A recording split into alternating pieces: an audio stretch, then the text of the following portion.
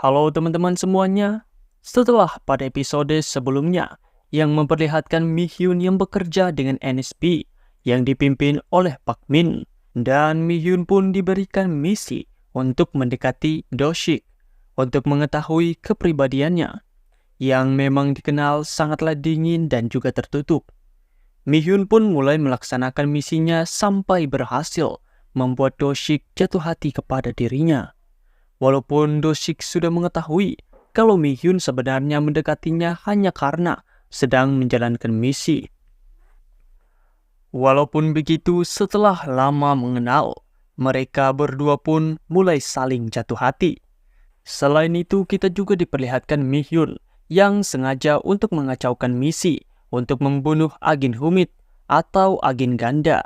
Dan Do-sik yang ditugaskan untuk menghabisi Mi-hyun juga tidak melakukan tugasnya karena tahu kalau Mi-hyun hanya tidak sampai hati untuk menghabisi orang-orang yang belum tentu bersalah.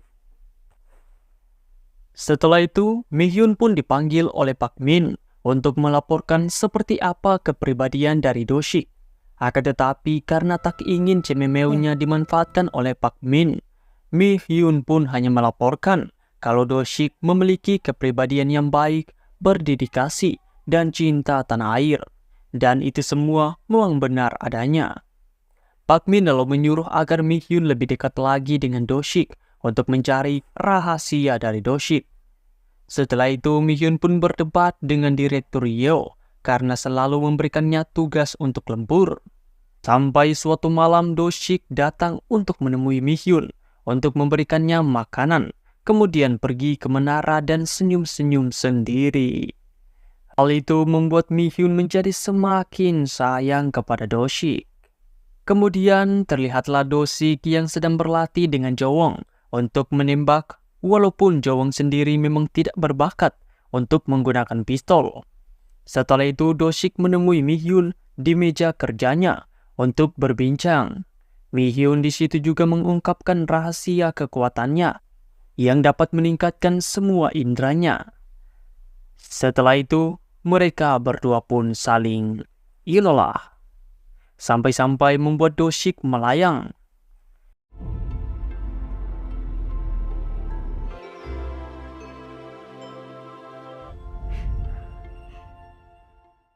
Pak Min kembali memanggil Mi-hyun untuk bertanya tentang rahasia dari Do-sik, dan Mi-hyun bilang kalau dia masih tidak tahu.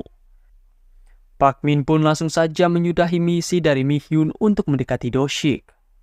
Setelah itu Pak Min lalu berbincang dengan Yeo, dan Pak Min bilang kalau alasan dari dirinya memberikan misi kepada Mi-hyun untuk mendekati Do-sik karena dia ingin agar membuat mereka berdua saling jatuh cinta.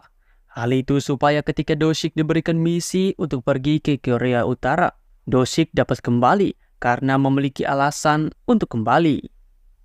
Dan rupanya pembicaraan dari mereka berdua ini terdengar oleh Mi-hyun. Mi-hyun pun juga mengetahui kalau selama ini kegagalannya dalam menjalankan misi sudah diketahui oleh Pak Min. Lalu terlihatlah Do-sik yang dipanggil oleh Pak Min untuk menjalankan sebuah misi rahasia ke Korea Utara. Dan pada akhirnya Mi-hyun pun sudah tidak bisa lagi untuk melihat Do-sik untuk beberapa waktu, yang membuat Mi-hyun menjadi sangat galau. Setelah itu seluruh Korea digemparkan dengan berita kalau pemimpin Korea Utara yakni Kim Il-sung telah meninggal dunia akibat infarksi jantung. Pak Min pun langsung saja marah besar karena seharusnya Kim Il-sung mati dikarenakan terbunuh sesuai dengan misi yang diberikan kepada Do-sik, ditambah dengan Do-sik yang menghilang dari misinya dan belum juga kembali untuk melaporkan misinya. Pak Min kemudian melakukan diskusi dengan beberapa petinggi lainnya untuk membahas mengenai Do-sik yang bertindak di luar perintah yang diberikan. Pak Min juga langsung memerintahkan semua orang untuk segera menemukan Do-sik dan membawanya kembali untuk diinterogasi tentang apa yang dia lakukan di Korea Utara. Berganti kepada Mi-hyun yang masihlah duduk termenung di rumahnya sembari memikirkan mengenai Do-sik. Dan mendadak Do-sik pun menghampiri Mi-hyun di jendela rumahnya untuk kemudian saling, ya kalian sudah pasti tahu lah. Dan rupanya para anggota INSP sudah mengepung Doshik dan segera untuk menangkapnya. Setelah itu cerita pun lalu flashback ke tahun 1910, memperlihatkan Jowong yang datang ke sebuah klub malam untuk menghajar semua preman di klub tersebut. Jowong pun juga menemui bosnya, dan ternyata Jowong ini merupakan bos gangster yang juga dipimpin oleh bos lainnya, yakni Kim Gi-wangjin. Kim Kwang-jin. Dan mereka ini sedang melakukan pertempuran untuk mengambil ahli klub tersebut yang dimiliki oleh seorang bos preman bernama Jeon Jae-sung. Jowong pun langsung saja menggunakan kekuatannya untuk mengalahkan semua anggota preman dari Jae-sung dan meminta Jae-sung untuk menyerahkan klubnya. Jae-sung lalu mengancam Jowong untuk membunuhnya, dan dengan santainya Jowong merobek perutnya sendiri untuk membuktikan sebesar apa kekuatannya.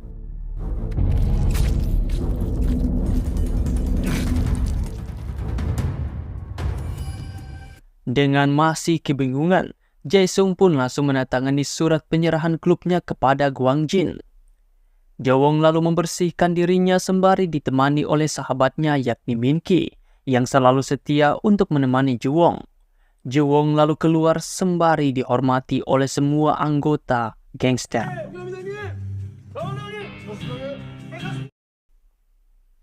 6 bulan pun berlalu dan memperlihatkan Jowong yang dengan sengaja membuat dirinya ditabrak oleh pengendara mobil sampai dirinya terluka parah.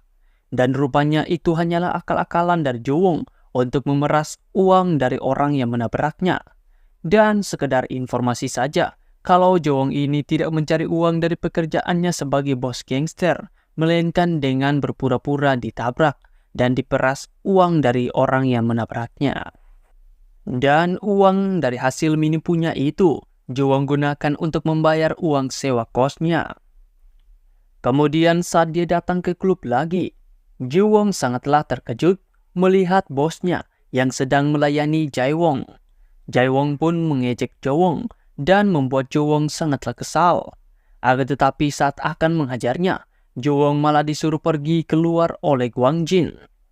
Gwang-jin lalu mengajak Jowong berbicara sembari ditemani oleh Kim-ki juga. Gwang-jin lalu menjelaskan kalau Jae-sung menawarkan dirinya sebuah kesepakatan kerjasama, dan Gwang-jin langsung menerimanya karena akan mendapatkan banyak uang untuk semua anggotanya. Jowong pun tetap tidak menerima hal tersebut kalau bosnya harus menjadi seorang bawahan dari Jae-sung yang merupakan musuhnya sendiri, karena harga diri mereka lebih tinggi daripada uang.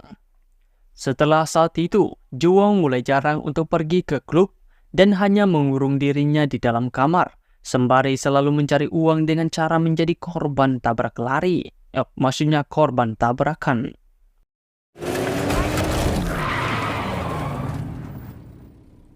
Sampai suatu saat, Jowong melihat seorang wanita penjual kopi keliling bernama Ji-hye yang langsung membuat Jowong jatuh hati kepada dirinya pada pandangan pertama. Jowong kemudian mencari uang dengan berpura-pura ditabrak lagi. Akan tetapi kali ini korbannya malah melarikan diri dan membuat Jowong sangatlah kesal hingga mengejar si pelaku. Sayangnya Jowong malah nyasar dan tidak dapat menemukan jalan pulangnya. Untungnya Jowong bertemu dengan Ji-hye yang langsung saja memberikan arahan jalan kepada Jowong untuk kembali ke motelnya. Akan tetapi saat mengikuti arah yang diberikan oleh Ji-hye, Jowong malah nyasar lagi selama 2 jam. Lagi-lagi Jowong bertemu dengan Ji-hye dan seketika Jowong pun menangis karena tidak tahu jalan pulang. Inilah sisi lembut dari Jowong.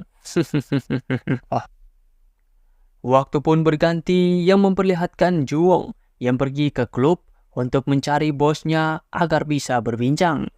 Akan tetapi sesampainya di klub, Jowong malah dibuat emosi melihat Gwang-jin yang sedang melayani Jae-sung. Jowong sempat memprotes hal tersebut, namun Gwang-jin malah memarahinya dan langsung saja mengajak Jowong untuk berbicara di tempat makan biasanya. Juwong, Guanjin, dan juga Minqi lalu minum-minum dan makan di tempat itu. Namun anehnya, Guanjin dan juga Juwong malah pingsan. Lalu ketika membuka matanya, Juwong dan juga Guanjin sudah diikat di mobil oleh Jaisung untuk nantinya akan dihabisi dengan cara ditenggelamkan. Jaisung juga mengatakan kalau sebenarnya Guanjin lah yang meminta untuk bekerja sama dengan dirinya hanya karena uang. Dan Guanjin juga hanya mempergunakan Juwong serta anggota-anggota gangster lainnya sebagai sebuah tameng untuk mendapatkan apa yang Guanjin inginkan. Selain itu, Minqi yang merupakan sahabat baik dari Juwong ternyata telah berkhianat kepada dirinya dengan membuat Juwong dan juga Guanjin pingsan untuk kemudian dibunuh dengan cara ditenggelamkan. Mendengar hal itu membuat Juwong sangatlah kesal dan kecewa berat. Dia pun menjadi sangatlah emosi. Akan tetapi Juwong terlanjut ditenggelamkan bersama dengan mobil dan juga Guanjin. Untungnya Juwong berhasil membebaskan dirinya dan langsung saja naik ke daratan. Juwong yang dipenuhi dengan amarah seketika pergi untuk menghabisi Jaisung serta para preman lainnya. Selain itu, mulut dari Minqi juga langsung dia sobek menggunakan borgol yang masih terpasang di tangannya.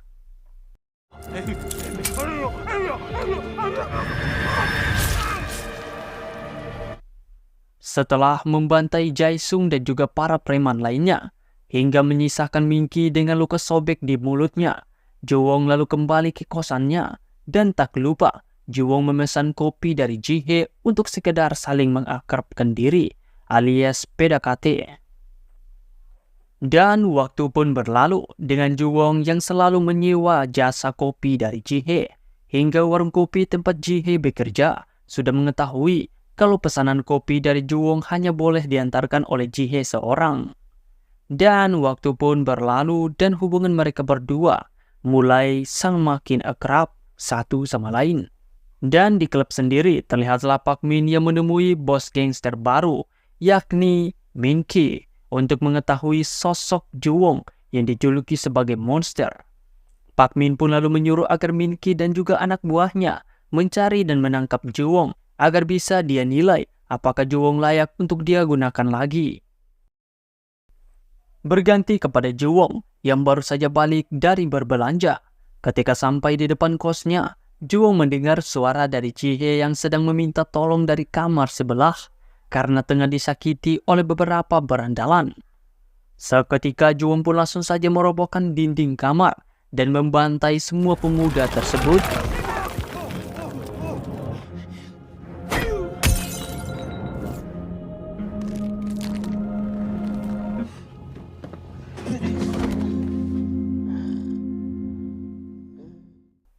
Sayangnya salah satu pemuda masihlah hidup dan langsung saja melarikan diri dari kamar kurungan. Dia pun lalu pergi untuk melapor kepada kakak sepupunya yang ternyata adalah Minqi. Mengetahui keberadaan dari Juwong, tak pakai lama, Minqi pun menurunkan semua anak buahnya untuk segera menangkap Juwong. Dan perkelahian satu versus banyak pun terjadi.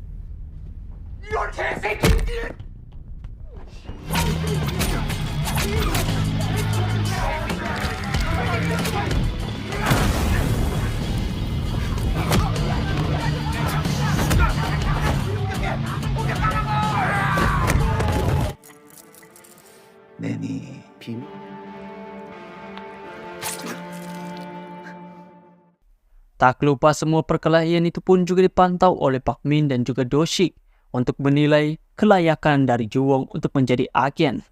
Setelah selesai menghabisi semua musuh yang ada di dalam motel, Juwong kembali harus bermain kejar-kejaran dengan anak buah Minqi.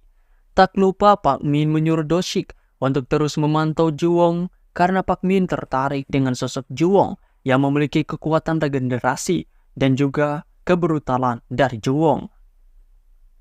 Di saat yang sama, Jihe yang mengetahui kalau cememeunya sedang dikejar oleh para gangster, dia pun langsung saja bergegas untuk mengejar Juwong dan langsung menyelamatkannya menggunakan sepeda motor. Sayangnya di tengah jalan, mereka berdua malah ditabrak oleh bawahan dari Minqi dan yang terjadi selanjutnya.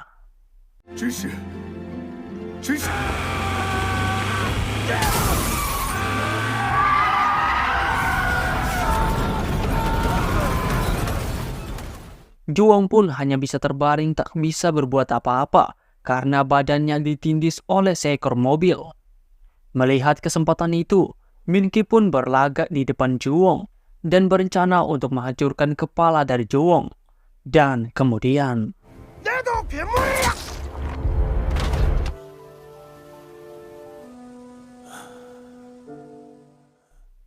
yap, Doshik pun yang sedari tadi memantau dari langit langsung menghabisi Minki serta menolong Juwong. Kisah ini pun diakhiri dengan Juwong yang mendapatkan pekerjaan baru sebagai seorang agen rahasia dan juga rekan dari Doshik. Selain itu, Juwong juga akhirnya dapat melakukan kencan formal perdananya di kedai kopi sambil meminum kopi bersama dengan cemewenya, Jihe.